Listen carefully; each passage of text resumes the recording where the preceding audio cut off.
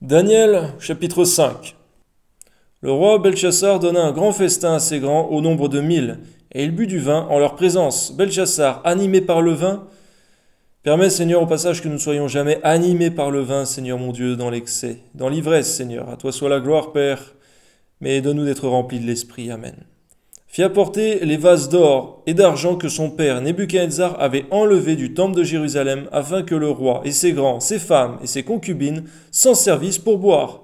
Alors on apporta les vases d'or qui avaient été enlevés du temple de la maison de Dieu à Jérusalem. Et le roi et ses grands, ses femmes et ses concubines s'en servirent pour boire. Ils burent du vin et louèrent les dieux d'or, d'argent, d'airain, de fer, de bois et de pierre. En ce moment apparut les doigts d'une main d'homme, et ils écrivirent en face du chandelier, sur la chaux de la muraille du palais royal.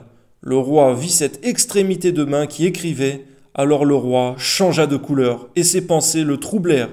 Les jointures de ses reins se relâchèrent, et ses genoux se heurtèrent l'un contre l'autre. Le roi cria avec force qu'on fit venir les astrologues, les chaldéens et les devins, et le roi prit la parole et dit aux sages de Babylone: Quiconque lira cette écriture et m'en donnera l'explication sera revêtu de pourpre, portera un collier d'or à son cou et aura la 3e place dans le gouvernement du royaume.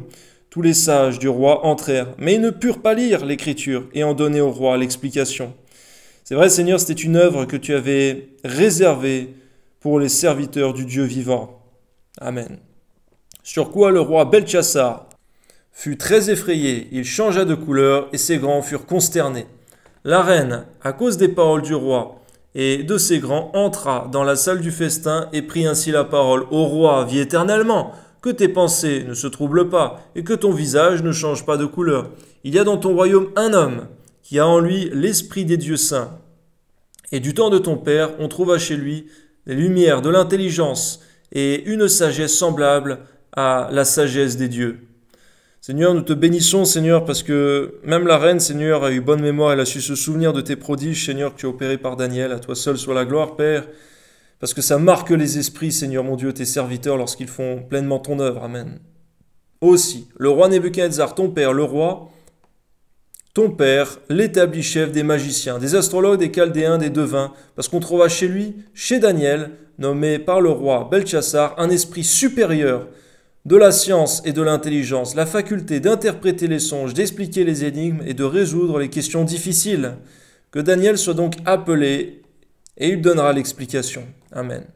Alors Daniel fut introduit devant le roi. Le roi prit la parole et dit à Daniel: Es-tu ce Daniel, l'un des captifs de Juda, que le roi mon père a amené de Juda?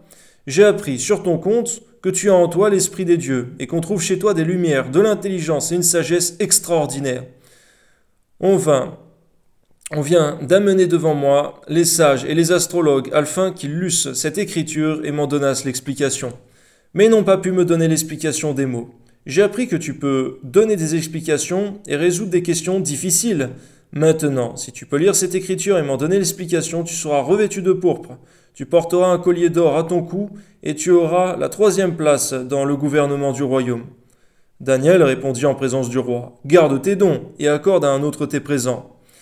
Merci Seigneur pour l'humilité de Daniel, Seigneur, qui ne s'intéressait pas à toutes ces vanités, à toutes ces choses d'or et autres, Seigneur mon Dieu, qui restait humble, même si on lui proposait. Que ton nom soit béni, Père. Amen. Je lirai néanmoins l'écriture au roi et je lui en donnerai l'explication. Ô roi, le Dieu suprême avait donné à Nebuchadnezzar, ton père, l'empire, la grandeur, la gloire et la magnificence. Et à cause de la grandeur qu'il lui a donnée, tous les peuples, les nations, les hommes de toute langue étaient dans la crainte et tremblaient devant lui. Le roi faisait mourir ceux qu'il voulait, et il laissait la vie à ceux qu'il voulait. Il élevait ceux qu'il voulait, il abaissait ceux qu'il voulait. Mais lorsque son cœur s'éleva et que son esprit s'endurcit jusqu'à l'arrogance, il fut précipité de son trône royal et dépouillé de sa gloire. Il fut chassé du milieu des enfants des hommes, son cœur devint semblable à celui des bêtes, et sa demeure fut avec les ânes sauvages. On lui donna comme au bœuf de l'herbe à manger, son corps fut trempé de la rosée du ciel, jusqu'à ce qu'il reconnût que le Dieu suprême domine sur le règne des hommes et qu'il donne à qui lui plaît. Et toi, Belchassar, son fils, tu n'as pas humilié ton cœur, quoique tu susses toutes ces choses. Tu t'es élevé contre le Seigneur des cieux.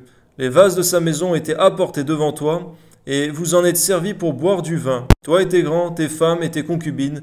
Tu as loué les dieux d'argent, d'or, d'airain, de fer, de bois et de pierre, qui ne voient point et qui n'entendent point, et qui ne savent rien. Et tu n'as pas glorifié le Dieu qui a dans sa main ton souffle et toutes tes voies. C'est pourquoi il a envoyé cette extrémité de main qui a tracé cette écriture. Voici l'écriture qui a été tracée. Merci Seigneur parce que Daniel a su donner tout le contexte paternel, familial, Seigneur mon Dieu, à Belchassar, Seigneur mon Dieu, à ce roi, Seigneur mon Dieu, idolâtre, Seigneur, mais qui ne connaissait rien, Seigneur, de ce que son père avait pu vivre, Seigneur mon Dieu, de son alliance avec Dieu, et aussi, Seigneur mon Dieu, de quelle foi il avait. Amen. Comptez, comptez, pesez et divisez. Et voici l'explication de ces mots. Comptez, Dieu a compté ton règne, il y a mis fin. Pesez, tu as été pesé dans la balance et tu as été trouvé léger. Divisé, ton royaume sera divisé, donné aux Mèdes et aux Perses. Aussitôt, Belchassar donna des ordres et l'on revêtit Daniel de pourpre. On lui mit au cou un collier d'or et l'on publia qu'il aurait la 3e place dans le gouvernement du royaume. Cette même nuit, Belchassar, roi des Chaldéens, fut tué et Darius le Mède s'empara du royaume, étant âgé de 62 ans. Que ton nom soit béni, Seigneur, ta parole s'est accomplie d'une telle rapidité, Seigneur. On ne se moque pas de Dieu, ce qu'un homme sème, il le moissonnera aussi. C'est toi qui peux donner l'autorité et l'enlever à tout moment. À toi seul soit la gloire, Père, et que dans le cœur d'aucun homme ne s'élève de l'orgueil et de la vanité, Seigneur. Mais à toi seul soit la gloire, Père. Amen.